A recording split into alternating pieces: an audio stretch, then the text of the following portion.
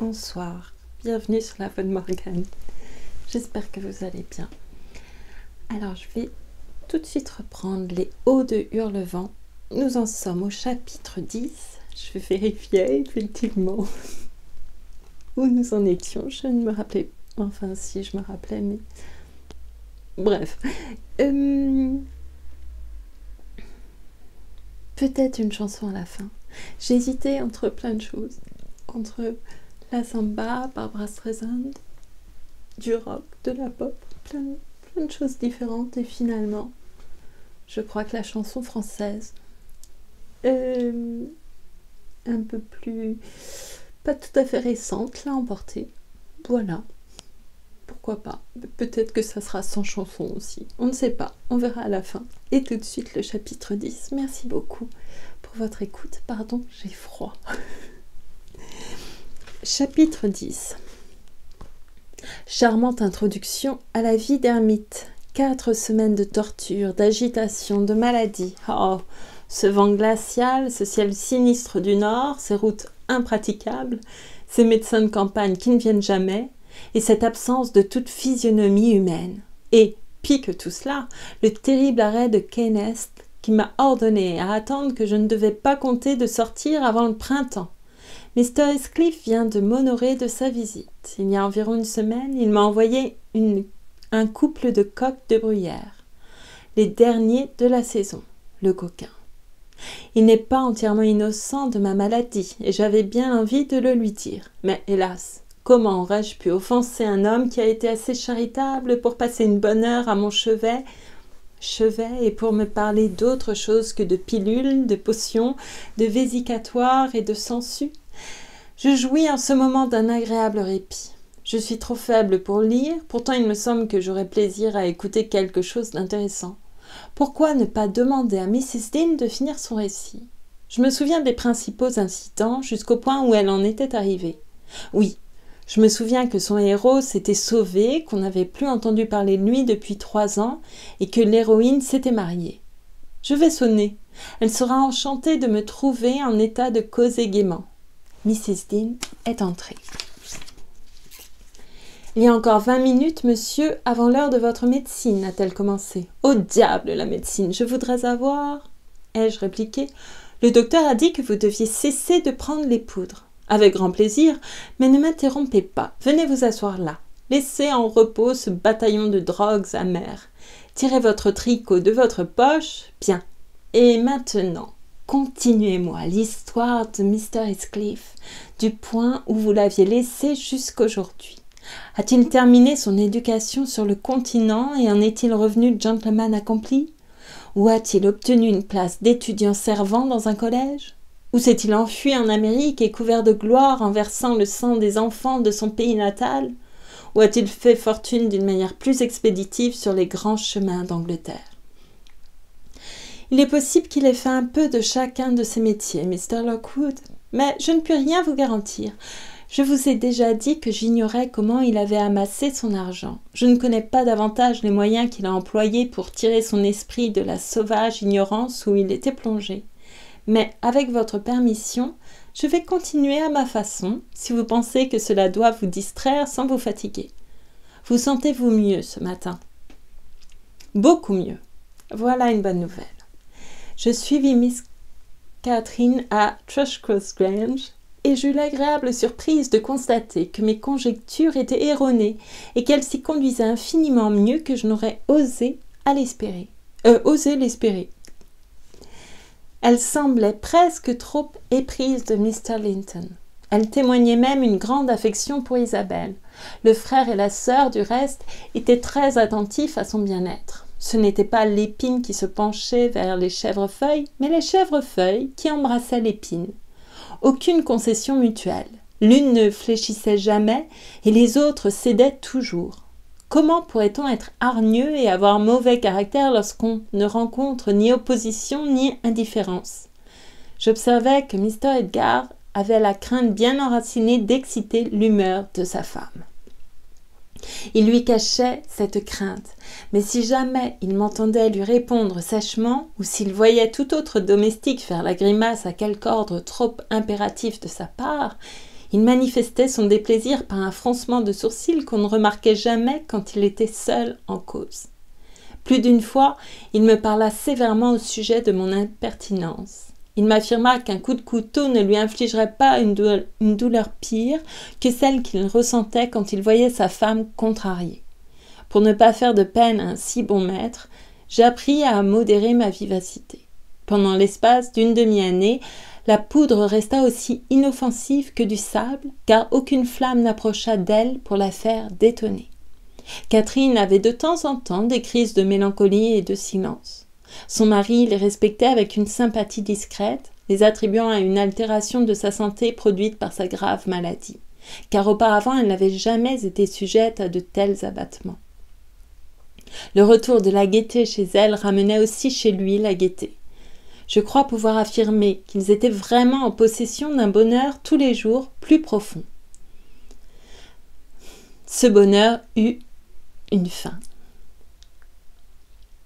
Voyez-vous, il faut bien qu'à la longue nous pensions un peu à nous-mêmes. L'égoïsme des natures tendres et généreuses est seulement plus justifié que celui des natures altières. Leur bonheur cessa donc quand les circonstances leur firent sentir à chacun que l'intérêt de l'un n'était pas l'objet principal des pensées de l'autre. Par une lourde soirée de septembre, je rentrais du jardin avec un lourd panier de pommes que je venais de cueillir. La nuit venait, la lune brillait par-dessus le mur élevé de la cour, elle donnait naissance à des ombres vagues qui semblaient tapies dans les angles formés par les nombreuses saillies de la maison. Je posai mon fardeau sur les marches près de la porte de la cuisine pour m'accorder quelques instants de repos et respirer encore quelques bouffées de cet air tiède et embaumé. Je regardais la lune, le dos tourné à l'entrée, quand j'entendis derrière moi une voix qui disait « Nelly, est-ce vous ?» C'était une voix grave, d'un accent étranger.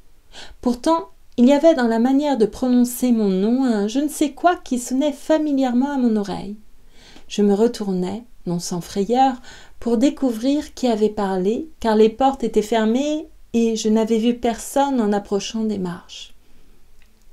Quelque chose remua sous le porche. Je m'avançai et distinguai un homme de haute taille, avec des vêtements foncés, la figure et les cheveux bruns. Il était appuyé contre la paroi et tenait les doigts sur le loquet, comme s'il se préparait à ouvrir lui-même. « Qui cela peut-il être ?» pensai-je. « Mr. Henshaw ? Oh non, ce n'est pas du tout sa voix. »« Il y a 1 heure que j'attends ici, » reprit l'inconnu, tandis que je continuais de le dévisager, et, pendant ce temps, tout autour de moi est resté calme comme la mort. Je n'ai pas osé entrer. « Vous ne me reconnaissez pas ? Regardez-moi, je ne suis pas un étranger. » Un rayon de lune tomba sur son visage. Les joues étaient blêmes, à moitié cachées sous des moustaches noires, les sourcils tombants, les yeux profondément enfoncés et très caractéristiques. Je me rappelais ces yeux. « Quoi ?» m'écriai-je, me demandant si je devais le regarder comme un visiteur de ce monde, et, stupéfaite, je levai les bras au ciel. « Quoi ? Vous, revenu ? Est-ce vraiment vous ? Est-ce vous ?» « Oui, moi, Heathcliff, répondit-il en tournant le regard vers les fenêtres, qui reflétaient une vingtaine de lunes éclatantes, mais sans révéler aucune lumière à l'intérieur. « Sont-ils à la maison ? Où est-elle ? Nelly, vous n'êtes pas contente. Il n'y a pas de quoi être si troublée. Est-elle ici ? Parlez. J'ai besoin de lui dire un mot à elle, à votre maîtresse. Allez lui dire que quelqu'un de Gimmerton désire la voir. Comment va-t-elle prendre la chose ? Que va-t-elle faire ? La surprise qui m'égare va la rendre folle. Ainsi vous êtes bien, Heathcliff, mais si changé. Non, c'est à n'y rien comprendre. Avez-vous servi dans l'armée ? Allez faire ma commission, interrompit-il avec impatience. Je serai en enfer tant que vous ne l'aurez pas faite. Il souleva le loquet et j'entrai. Mais quand j'arrivai devant le petit salon où se tenaient Mr. et Mrs. Linton, je ne pus me résoudre à aller plus loin. Enfin, je me décidai à prendre un prétexte en leur demandant s'ils ne voulaient pas que j'allumasse les bougies et j'ouvris la porte. Ils étaient assis près de la fenêtre dont les volets étaient rejetés contre le mur et par laquelle on apercevait, au-delà des arbres du jardin et du parc sauvage et verdoyant, la vallée de Gimmerton avec une longue tramée de brouillard qui montait en tournoyant presque jusqu'à son sommet, car immédiatement après avoir passé la chapelle, comme vous avez pu le remarquer, le canal qui sert d'écoulement au marais se réunit à un ruisseau qui suit la courbe du vallon. Les hauts de Hurlevent s'élevaient au-dessus de cette vapeur argentée. Mais notre vieille maison était invisible. C'est au flanc de l'autre versant qu'elle s'accroche. La pièce et ses occupants, comme la scène qu'ils contemplaient, respiraient la paix la plus complète. J'éprouvais une vive répugnance à m'acquitter de ma mission, et j'étais sur le point de sortir sans l'avoir remplie après avoir fait ma question au sujet des bougies, quand le sentiment de ma folie me poussa à revenir sur mes pas et à murmurer « Quelqu'un de Gimmerton désire vous voir, madame. » « Que veut-il » demanda Mrs. Linton. « Je ne l'ai pas questionné. »« Bien, fermez les rideaux, Nelly, et apportez le thé. Je reviens dans un instant. » Elle quitta le salon. Mr. Edgar demanda d'un ton insouciant qui c'était. « Quelqu'un que madame n'attend pas, répondis-je. C'est cette Heathcliff. Vous vous le rappelez, monsieur, qui habitait chez Mr. Henshaw. »« Quoi, le bohémien, le garçon de charrue » s'écria-t-il. « Pourquoi ne l'avez-vous pas dit à Catherine ?»« Chut, il ne faut pas lui donner ces noms-là, maître. Elle serait très peinée si elle vous entendait. Son cœur s'est presque brisé quand il s'est enfui. Je suis sûre que son retour sera une fête pour elle. » Mr. Linton se dirigea vers une fenêtre donnant sur la cour, à l'autre bout de la pièce. Il l'ouvrit et se pencha dehors. Je suppose qu'ils étaient en dessous, car il s'écria vivement. « Ne restez pas là, mon amour. Faites entrer le visiteur si c'est un intime. » Bientôt j'entendis le bruit du loquet et Catherine, montant en courant, arriva essoufflée, effarée, trop excitée pour laisser paraître sa joie. À sa figure, on aurait même plutôt supposé qu'une terrible calamité venait de se produire. « Oh, Edgar, Edgar !» s'écria-t-elle haletante, et en se jetant à son cou. « Edgar, mon chéri, Heathcliff est revenu, il est là !» Elle le serrait dans ses bras à l'étouffer. « Bon, dit son mari avec humeur, ce n'est pas une raison pour m'étrangler. Il ne m'a jamais fait l'impression d'un trésor si merveilleux. Il n'y a pas lieu de vous affoler. »« Je sais que vous ne l'aimiez pas, répondit-elle en modérant un peu son ravissement. Pourtant, par égard pour moi, vous devez être amis maintenant. Faut-il lui dire de monter ? Ici, dans le petit salon ? Et où donc ? Il avait l'air contrarié et laissa entendre que la cuisine était un endroit qui conviendrait mieux aux visiteurs. Mrs. Linton le regarda d'une drôle de manière, moitié fâchée, moitié riant de sa susceptibilité. « Non, ajouta-t-elle au bout d'un instant, je ne peux pas le recevoir dans la cuisine.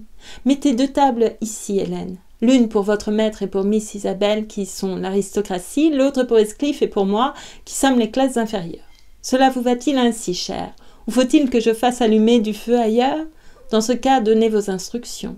Je descends vite m'assurer de mon hôte. J'ai peur que ma joie soit trop grande pour être fondée sur quelque chose de réel. » Elle allait de nouveau se précipiter dehors, mais Edgar l'arrêta. « Priez-le de monter, dit-il en s'adressant à moi, et vous, Catherine, tâchez d'être contente sans être absurde.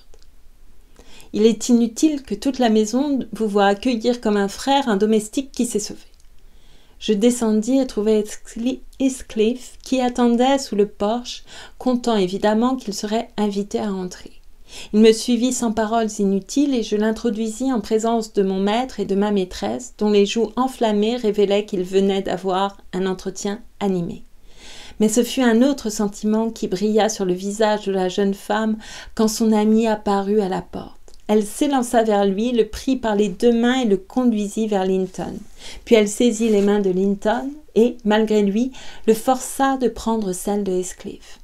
À présent que le feu et les bougies éclairaient en plein celui-ci, j'étais encore plus stupéfaite de sa transformation que je ne l'avais été tout d'abord. C'était maintenant un homme de grande stature, bien bâti, taillé en athlète, auprès duquel mon maître paraissait grêle et avait l'air d'un adolescent. Sa façon de se tenir droit suggérait l'idée qu'il avait été dans l'armée. L'expression et la décision de ses traits, qui composaient un visage plus vieux que celui de Mr. Linton et qui respirait l'intelligence sans conserver trace de sa dégradation passée. « Pourtant, sous ses sourcils abaissés et dans ses yeux pleins d'un feu sombre, se dissimulait une férocité à demi sauvage, mais maîtrisée. Ses manières étaient même dignes, tout à fait dépourvues de rudesse, bien que trop sévères pour être gracieuses. La surprise de mon maître égala ou dépassa la mienne. Il resta une minute à se demander comment il s'adresserait au garçon de charrue, comme il l'appelait. Heathcliff lâcha sa main délicate et le regarda froidement jusqu'à ce qu'il se décida à parler. « Asseyez-vous, monsieur, dit-il enfin. Mrs. Linton, en souvenir du temps jadis, a désiré que je vous fisse un accueil cordial, et naturellement je suis heureux de tout ce qui peut lui être agréable. Et moi aussi, répondait Heathcliff, particulièrement si c'est quelque chose où j'ai une part. Je resterai volontiers 1 heure ou 2. Il s'assit en face de Catherine, qui tenait les yeux fixes sur lui. Elle semblait craindre qu'il ne disparût si elle les détournait un instant. Lui ne leva pas souvent les yeux sur elle. Un rapide regard de temps à autre suffisait. Mais ce regard reflétait, chaque fois avec plus d'assurance, le délice dissimulé qu'il buvait dans le sien. Ils étaient trop absorbés dans leur joie mutuelle pour se sentir embarrassés. Il n'en était pas de même de Mr. Edgar. Il pâlissait de contrariété. Ce sentiment atteignit le comble quand sa femme se leva et, s'approchant de Heathcliff, lui saisit de nouveau les mains en riant d'un air égaré. « Demain, je m'imaginerai avoir rêvé, s'écria-t-elle. Je ne pourrais pas croire que je vous ai vu, que je vous ai touché, que je vous ai parlé encore une fois. Et pourtant, cruel Heathcliff, vous ne méritez pas cet accueil. Rester 3 ans absent, sans donner signe de vie et sans jamais penser à moi. »« Un peu plus que vous n'avez pensé à moi, murmura-t-il. J'ai appris votre mariage, Cathy, il n'y a pas longtemps. Pendant que j'attendais en bas, dans la cour, je méditais ce projet. Entrevoir simplement votre visage, recevoir en retour un regard de surprise, peut-être, et de plaisir affecté, puis régler mon compte avec Hindley et enfin prévenir la loi en me faisant justice moi-même. Votre accueil m'a fait sortir ces idées de l'esprit, mais prenez garde de ne pas me recevoir d'un autre air la prochaine fois. Non, vous ne me chasserez plus. Vous étiez réellement inquiète de moi, n'est-ce pas? Eh bien, il y avait de quoi. J'ai mené un dur combat dans la vie, depuis le jour que j'ai cessé d'entendre votre voix. Il faut me pardonner, car c'est uniquement pour vous que je luttais. Catherine, si vous ne voulez pas que notre thé soit froid, venez à table, je vous prie, interrompit Linton en s'efforçant de conserver son ton habituel et un degré convenable de politesse. Mr. Heathcliff a une longue course devant lui, quel que soit l'endroit où il loge cette nuit. Quant à moi, j'ai soif. Elle prit sa place devant la théière. Miss Isabelle arriva, appelée par la cloche. Alors, après avoir avancé les chaises, je sortis. Le repas dura à peine 10 minutes. La tasse de Catherine resta vide. Elle était incapable de manger ou de boire. Edgar avait renversé son thé dans sa soucoupe et avala à peine une bouchée. Leur hôte ne prolongea pas son séjour ce soir-là plus d'1 heure. Je lui demandai, quand il partit, s'il allait à Gimmerton. « Non, à Hurlevent, répondit-il. Mr. Earnshaw m'a invité lorsque je lui ai fait visite ce matin. » Mr. Earnshaw l'avait invité, lui. Et il avait fait visite, lui, à Mr. Earnshaw. Je méditais cette phrase avec inquiétude après son départ. Commencerait-il à être un peu hypocrite et revient-il dans le pays pour y tramer le mal sous un masque, me demandai-je. J'avais au fond du cœur le pressentiment qu'il aurait mieux valu qu'il n'eût pas reparu. Vers le milieu de la nuit, mon premier sommeil fut interrompu par Mrs. Linton qui se glissait dans ma chambre, s'asseyait à mon chevet et me tirait par les cheveux pour me réveiller. « Je ne puis pas dormir, Hélène, commença-t-elle en manière d'excuse. Et j'ai besoin d'une créature vivante pour me tenir compagnie dans mon bonheur. Edgar est grognon parce que je suis heureuse d'une chose qui ne l'intéresse pas. Il refuse d'ouvrir la bouche, sauf pour tenter des propos maussades et absurdes. Il m'a affirmé que j'étais cruelle et égoïste de vouloir le faire parler alors qu'il est souffrant et qu'il a sommeil. Il trouve toujours moyen d'être souffrant à la moindre contrariété. J'ai prononcé quelques phrases élogieuses pour Heathcliff et, sous l'influence de la migraine ou d'un accès d'envie, il s'est mis à pleurer. Je me suis levée et je l'ai laissé. « À quoi bon lui faire l'éloge de Heathcliff ?» répondis-je. Enfin, ils avaient de l'aversion l'un pour l'autre, et il serait tout aussi désagréable à Heathcliff d'entendre chanter les louanges de votre mari. C'est la nature humaine. Ne parlez pas de lui à Mr. Linton si vous ne voulez pas faire naître entre eux une querelle ouverte. Mais n'est-ce pas faire preuve d'une grande faiblesse ? Je ne suis pas envieuse, je ne me suis jamais sentie blessée par le lustre des cheveux blonds d'Isabelle, ni par la blancheur de sa peau, ni par son élégance recherchée, ni par la prédilection que tout le monde ici lui témoigne. Vous-même, Nelly, s'il y a parfois une dispute entre elle et moi, vous prenez aussitôt son parti. Et je cède comme une mère trop faible, je l'appelle ma chérie et la flatte pour lui rendre sa bonne humeur. Cela fait plaisir à son frère de nous voir en bons termes, et à moi aussi par conséquent. Mais ils se ressemblent beaucoup. Ce sont des enfants gâtés qui se figurent que le monde a été fait pour eux. Quoique je sois indulgente à tous deux, je pense qu'un bon châtiment pourrait néanmoins leur faire du bien. Vous vous trompez, Mrs. Linton. Ce sont eux qui sont indulgents pour vous. Je sais ce qui arriverait s'ils ne l'étaient pas. Vous pouvez bien leur passer leurs petits caprices, tant que leur préoccupation est de prévenir tous vos désirs. Mais il se peut qu'à la fin vous vous heurtiez à propos de quelque chose qui soit d'égale conséquence pour les deux parties, et alors ceux que vous appelez faibles seront très capables de se montrer aussi obstinés que vous. « Et alors nous lutterons à mort, n'est-ce pas, Nelly ?» répliqua-t-elle en riant. « Non, je vous le dis, j'ai une telle foi dans l'amour de Linton que je crois que je pourrais essayer de le tuer sans qu'il eût le désir de se venger. Je lui conseillerais de ne l'estimer que davantage pour l'affection qu'il lui témoignait. »« C'est ce que je fais, répondit-elle. Mais ce n'est pas une raison pour qu'il pleurniche à propos de bagatelles. C'est puéril.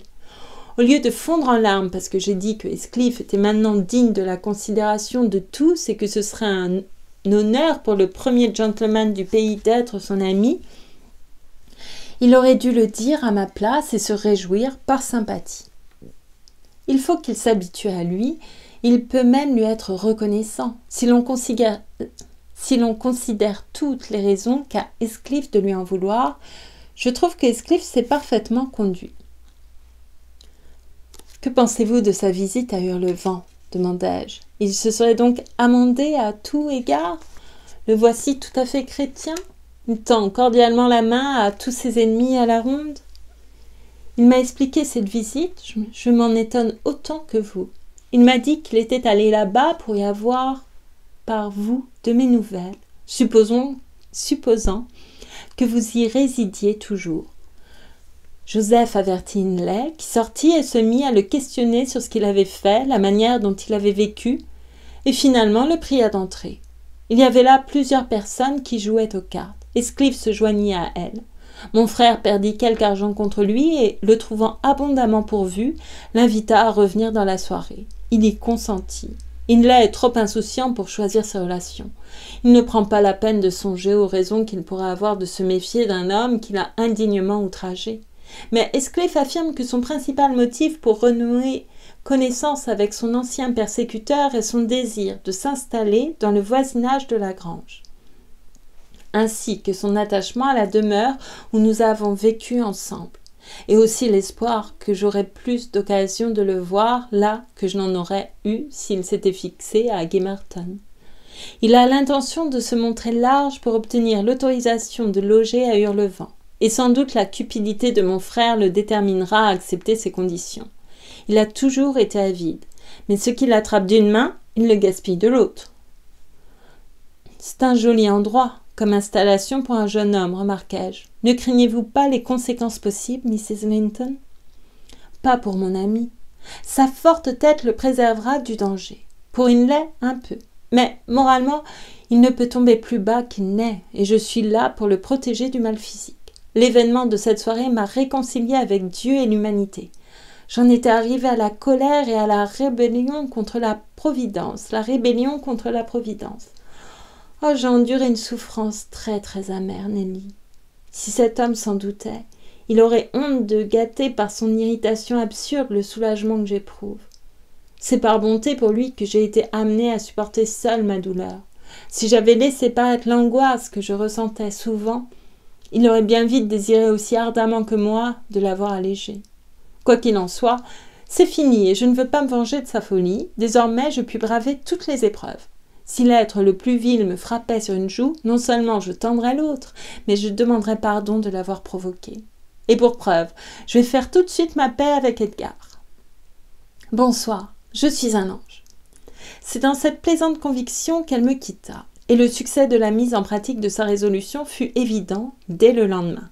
Non seulement Mr. Linton avait renoncé à sa maussaderie, bien que son moral parût toujours subjugué par l'exubérante vivacité de Catherine, mais il ne hasarda même aucune objection à ce qu'elle emmenât Isabelle à Hurlevent avec elle l'après-midi.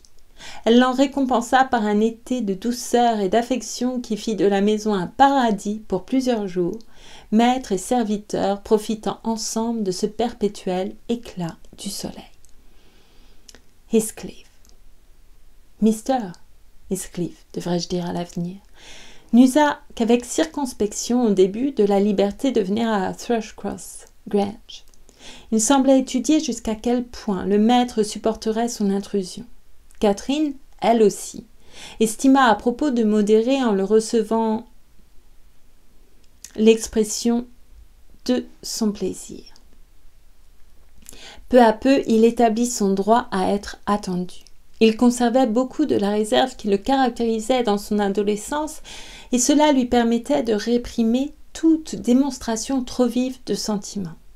L'inquiétude de mon maître se calma et d'autres événements vinrent la détourner pour quelque temps dans une autre direction. Des soucis nouveaux et imprévus fondirent sur lui. Isabelle Linton laissa malheureusement paraître un penchant soudain et irrésistible pour l'hôte qu'il tolérait. C'était à cette époque qu'une charmante jeune fille de 18 ans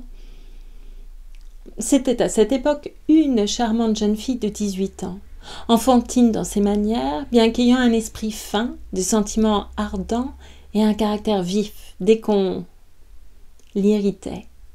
Son frère, qui l'aimait tendrement, fut consterné de cette fantasque inclination, sans parler de ce qu'aurait eu de dégradant une alliance avec un homme sans nom, ni de la possibilité que sa fortune, à défaut d'héritier mâle, passât aux mains d'un tel individu. Il était assez sensé pour comprendre le tempérament de Heathcliff et savoir que, si son extérieur s'était modifié, sa nature ne pouvait pas changer et n'avait pas changé. Il redoutait cette nature, elle le révoltait. Il reculait comme sous l'empire d'un pressentiment, devant l'idée de confier Isabelle à sa garde. Sa répulsion eût été bien plus vive encore s'il avait su que l'attachement de sa sœur était né sans avoir été sollicité et n'éveillait chez celui qui en était l'objet aucune réciprocité de sentiments. Car, à l'instant qu'Edgar en avait découvert l'existence, il l'avait incriminé comme un dessein prémédité de Heathcliff. Nous avions tous remarqué, depuis quelque temps, que Miss Linton se tourmentait et soupirait après quelque chose. Elle devenait maussade et fatigante. Elle brusquait et taquinait continuellement Catherine, au risque, qui était imminent, de lasser la patience limitée de celle-ci. Nous l'excusions jusqu'à un certain point à cause de sa mauvaise santé. Elle languissait et dépérissait à vue d'œil. Un jour, cependant, elle s'était montrée particulièrement désagréable. Elle avait refusé son déjeuner, s'était plainte que les domestiques ne lui obéissent point, que Catherine ne lui permit d'être rien dans la maison, qu'Edgar la négligea, qu'elle eût pris froid parce que les portes étaient restées ouvertes, qu'on eût laissé éteindre le feu du petit salon exprès pour la contrarier, avec 100 autres accusations encore plus frivoles. Mrs. Linton insista d'un ton péremptoire pour qu'elle se mît au lit, et après l'avoir sérieusement tancée, elle menaça d'envoyer chercher le docteur. Au nom de Kenneth, Miss Linton s'écria aussitôt que sa santé était excellente et que c'était seulement la dureté de Catherine qui la rendait malheureuse. « Comment pouvez-vous dire que je suis dure, méchante enfant gâtée » s'écria ma maîtresse, stupéfaite de cette assertion déraisonnable. « Vous perdez simplement la tête. Quand ai-je été dure? Dites-moi. »« Hier, » gémit Isabelle. « Et maintenant ?»« Hier, à quel propos ? » Pendant notre promenade dans la lande, vous m'avez dit d'aller où je voudrais pendant que vous flâniez avec Mr. Heathcliff. « Et c'est ce que vous appelez de la dureté ?» dit Catherine en riant. « Il n'y avait pas là la moindre insinuation que votre compagnie nous gênât. Il nous était bien indifférent que vous fussiez ou non avec nous. Je pensais simplement que la conversation de Heathcliff n'avait rien d'amusant pour vous. » « Oh non, reprit la jeune fille en pleurant, vous vouliez m'éloigner parce que vous saviez que j'avais plaisir à rester. » Est-elle dans son bon sens demanda Mrs. Linton en s'adressant à moi. Je vais vous rapporter notre conversation mot pour mot, Isabelle, et vous m'indiquerez tous les points qui auraient pu vous charmer. Peu m'importe la conversation, je voulais être avec... Eh bien, dit Catherine en la voyant hésiter à achever sa phrase. Avec lui, et je ne veux pas être toujours renvoyée, continua-t-elle en s'animant. Vous êtes comme un chien devant sa mangeoire, Cathy, et vous voulez être seule à être aimée. Un pertinent petit singe, s'écria Miss Linton surprise. Mais je ne puis croire cette bêtise. Il est impossible que vous aspiriez à l'admiration de Heathcliff, que vous le regardiez comme un être agréable. J'espère que je vous ai mal comprise, Isabelle. Non, pas du tout, répondit Isabelle, donnant libre cours à sa passion. Je l'aime plus que vous n'avez jamais aimé Edgar. Il pourrait m'aimer, si vous ne vous y opposiez pas. En ce cas, je ne voudrais pas être à votre place pour un empire, déclara Catherine avec emphase. Elle semblait parler sincèrement. Nelly, aidez-moi à la convaincre de sa folie. Montrez-lui ce qu'est Heathcliff, un être resté sauvage, sans raffinement, sans culture, un désert aride d'ajoncs et de basalte. J'aimerais autant mettre le petit canari que voilà dans ce parc un jour d'hiver que de vous conseiller de lui confier votre cœur. C'est une déplorable ignorance de son caractère, mon enfant, et rien d'autre qui vous a fait entrer ce rêve dans la tête. Je vous en prie, ne vous imaginez pas qu'il cache des trésors de bienveillance et d'affection sous un extérieur sombre. Ce n'est pas un diamant brut, une huître contenant une perle, c'est un homme féroce, impitoyable, un loup. Je ne lui dis jamais « laissez en paix tel ou tel de vos ennemis » parce qu'il serait peu généreux ou cruel de lui faire du mal. Je lui dis « laissez-les en paix parce qu'il me déplairait extrêmement de leur voir faire tort. » Il vous écraserait comme un œuf de moineau, Isabelle, s'il trouvait en vous un fardeau importun. Je sais qu'il ne peut pas aimer Linton. Et pourtant, il serait très capable d'épouser votre fortune et vos espérances. L'avance devient son péché dominant. Voilà le portrait que je fais de lui, et je suis son ami. Au point que, s'il avait sérieusement songé à vous captiver, j'aurais peut-être retenu ma langue pour vous laisser tomber dans son piège. Miss Linton regardait sa belle-sœur avec indignation. « Quelle honte! Quelle honte !» répéta-t-elle d'un ton irrité. « Vous êtes pire que 20 ennemis, venimeux amis. Ah, vous ne voulez pas me croire alors. Vous pensez que mes paroles sont dictées par un perfide égoïsme? J'en suis certaine et vous me faites horreur. Bon, essayez vous-même, si le cœur vous en dit. J'ai fini et je ne soutiendrai pas la discussion avec votre insolence effrontée. Il faut que je souffre à cause de son égoïsme, dit en sanglotant la jeune fille, pendant que Mrs. Linton quittait la pièce. Tout est contre moi. Elle a empoisonné mon unique consolation. Mais ce qu'elle a dit est faux, n'est-ce pas? Mr. Heathcliff n'est pas un démon. Il a une âme honnête et droite. Autrement, comment se serait-il souvenu d'elle? Bannissez-le de vos pensées, miss, dis-je. C'est un oiseau de mauvais augure. Ce n'est pas un parti pour vous. Mrs. Linton a parlé avec sévérité et cependant je ne puis pas la contredire. Elle connaît son cœur mieux que moi-même ou que personne. Et elle ne le représenterait jamais comme plus mauvais qu'il n'est. Les honnêtes gens ne cachent pas leurs actions.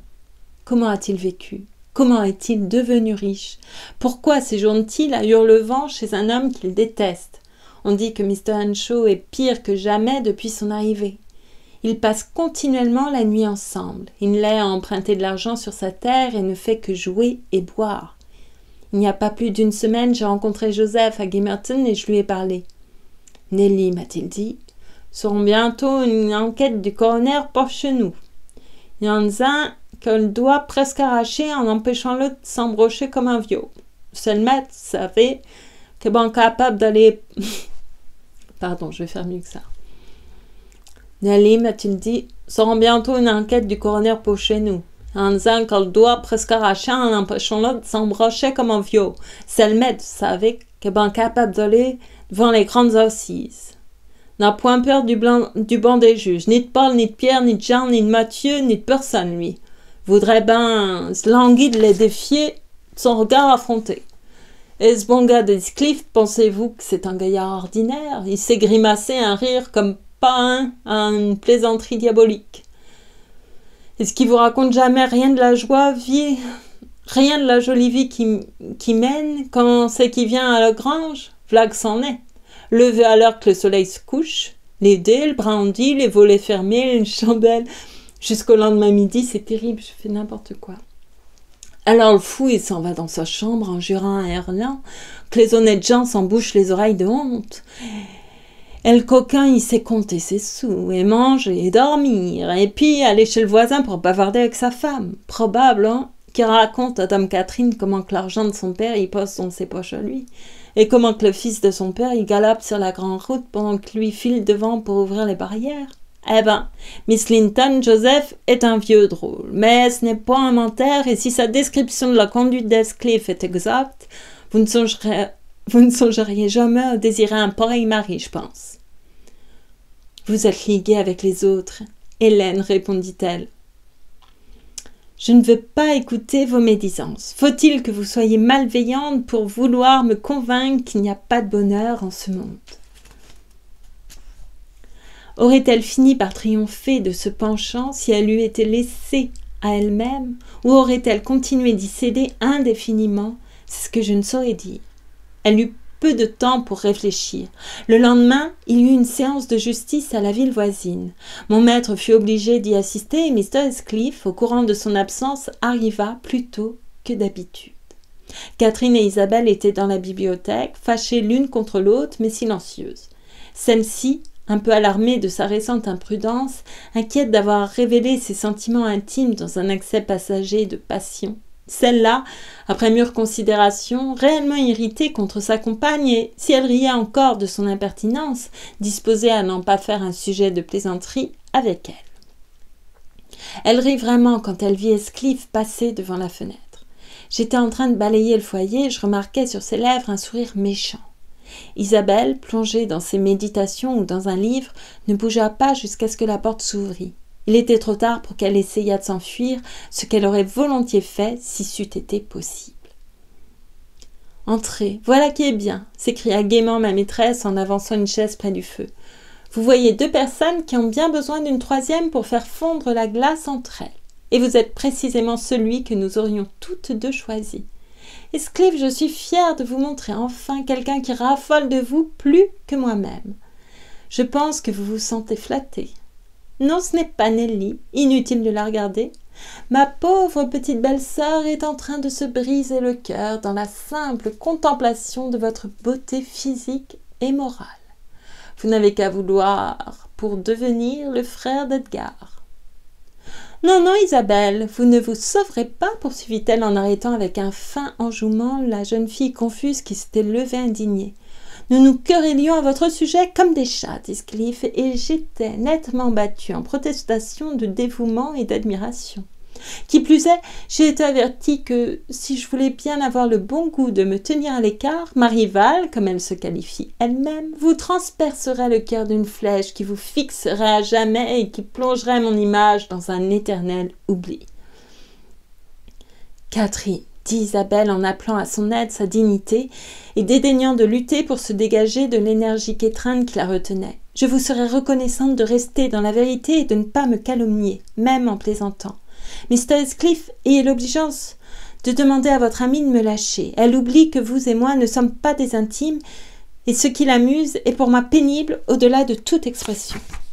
Comme le visiteur, sans rien répondre, s'asseyait et avait l'air parfaitement indifférent aux sentiments qu'elle pouvait éprouver pour lui, elle se tourna vers sa persécutrice et murmura un pressant appel pour que celle-ci lui rendît sa liberté.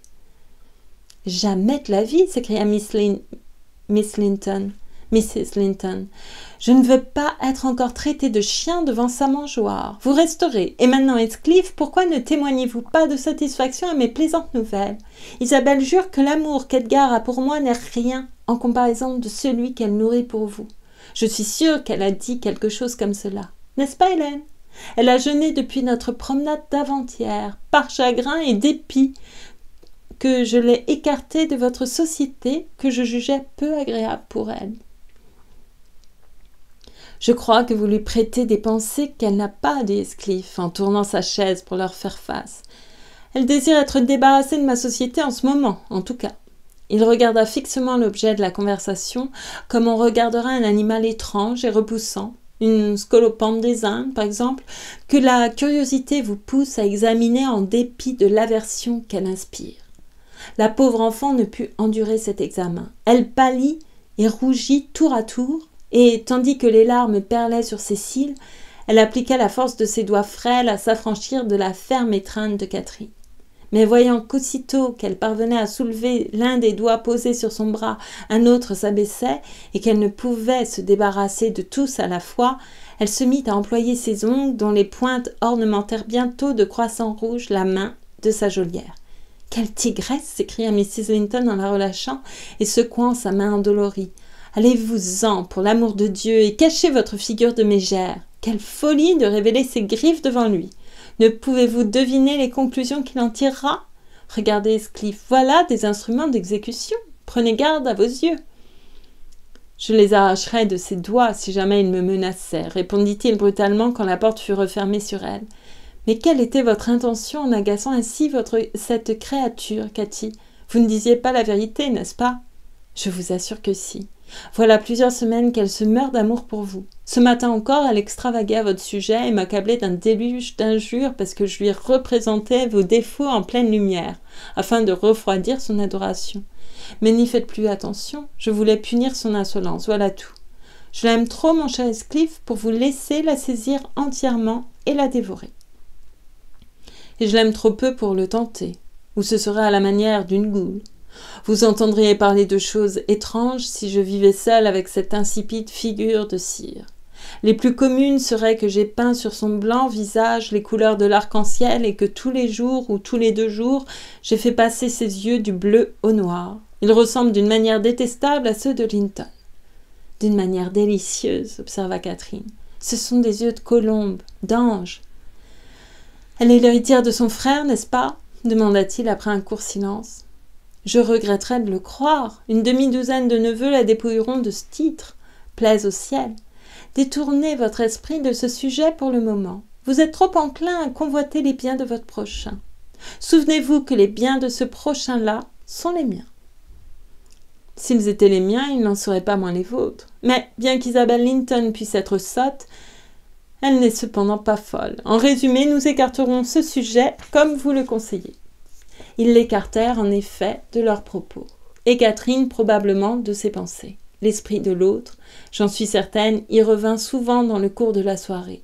Je le vis se sourire à lui-même, grimacer plutôt, et tomber dans une rêverie de mauvais augure chaque fois que Mrs. Linton eut l'occasion de s'absenter de la pièce.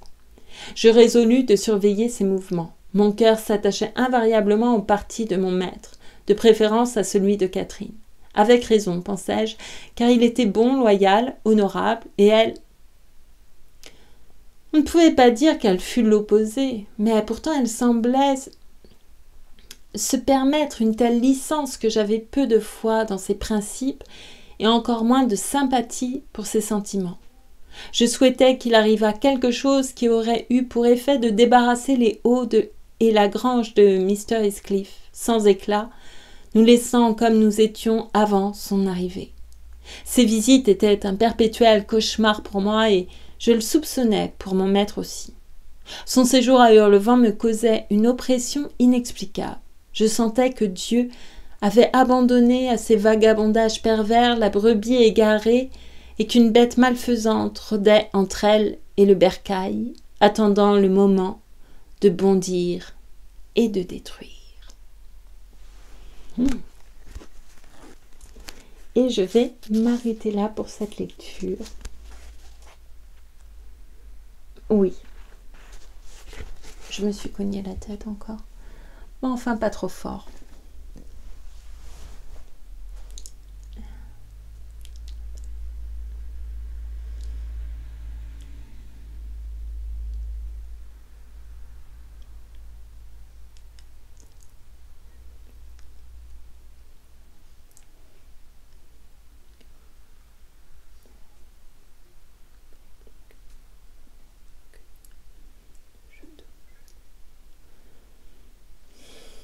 Je vais prendre les paroles parce que comme ça, je me rappelle pas, vous voyez.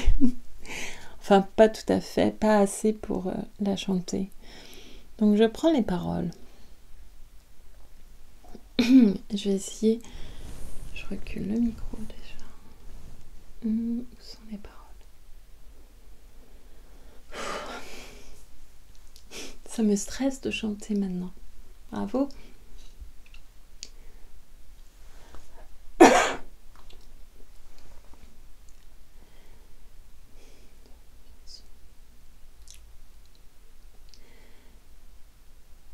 Je suis vous tous.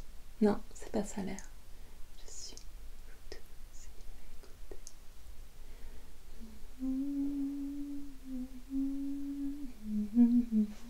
J'ai retrouvé, pardon. Je suis vous tous qui m'écoutez, plus quelque chose que je ne sais, pas plus que vous, mais que je touche et qui me force à me livrer, vêtu de nu, débarrassé, autant de vous que de moi-même.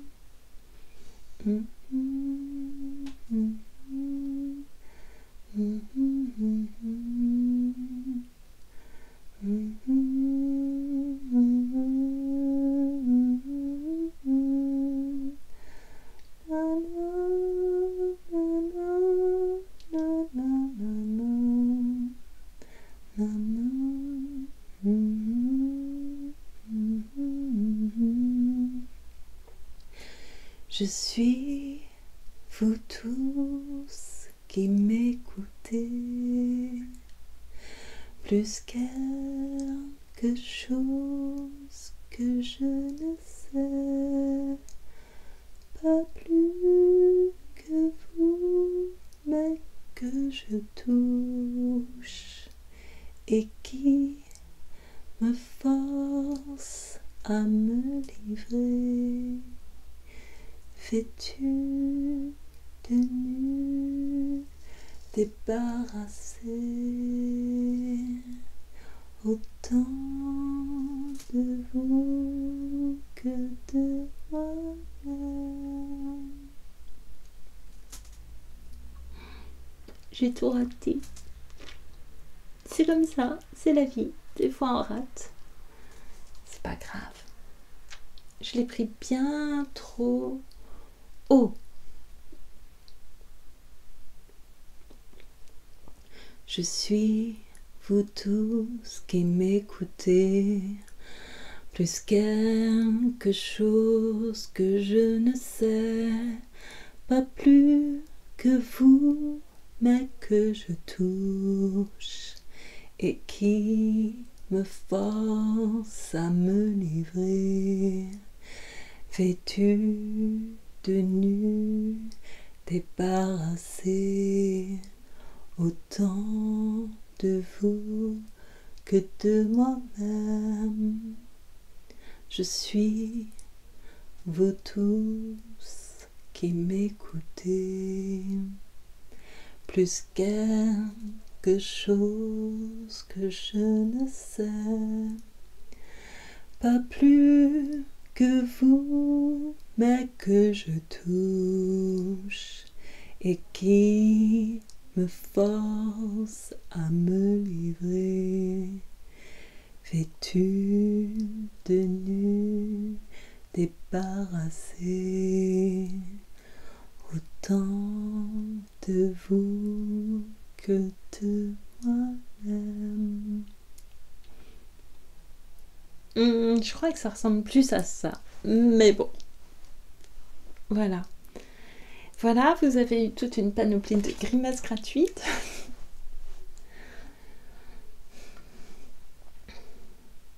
Bon, enfin, c'est bien aussi de ne pas se prendre au sérieux. Je me prends pas beaucoup au sérieux, je me prends même pas du tout au sérieux. Oh là là.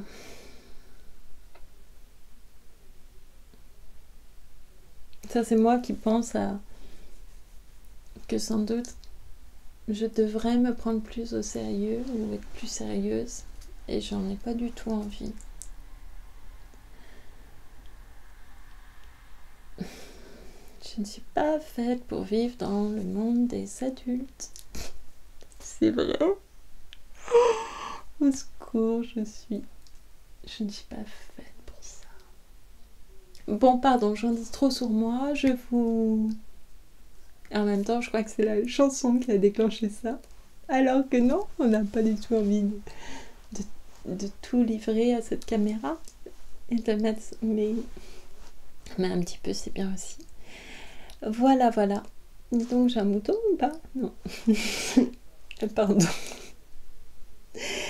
Au secours. Je pense à ce que les gens, à ce que vous allez penser en me voyant et je me dis aïe aïe aïe aïe aïe. Tu vas pas encore te faire des amis. C'est pas grave. Oui, je suis toute seule. Oui, d'accord, j'assume le fait d'être toute seule, de passer mes soirées toute seule. J'ai des amis quand même. Et je dirais même plus, des amis qui me connaissent assez bien, qui acceptent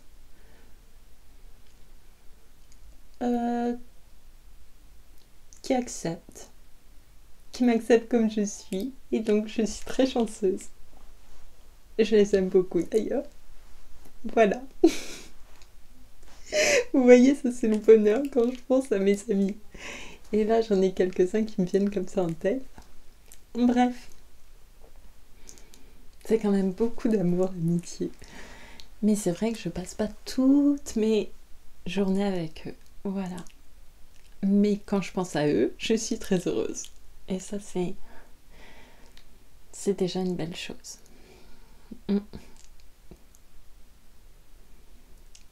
J'allais dire une phrase, mais c'était une phrase de trop. Je l'ai retenue, ça m'a coûté. Voilà, bon, j'arrête encore mon délire. Je suis peut-être trop. C'est ce qu'en général les garçons me disent, que je suis trop. Et moi, je pense en général qu'ils sont pas assez. Non, parce qu'ils sont formidables. Mais que je trouve ça surprenant de me trouver trop. Voilà, c'est tout. Très bien.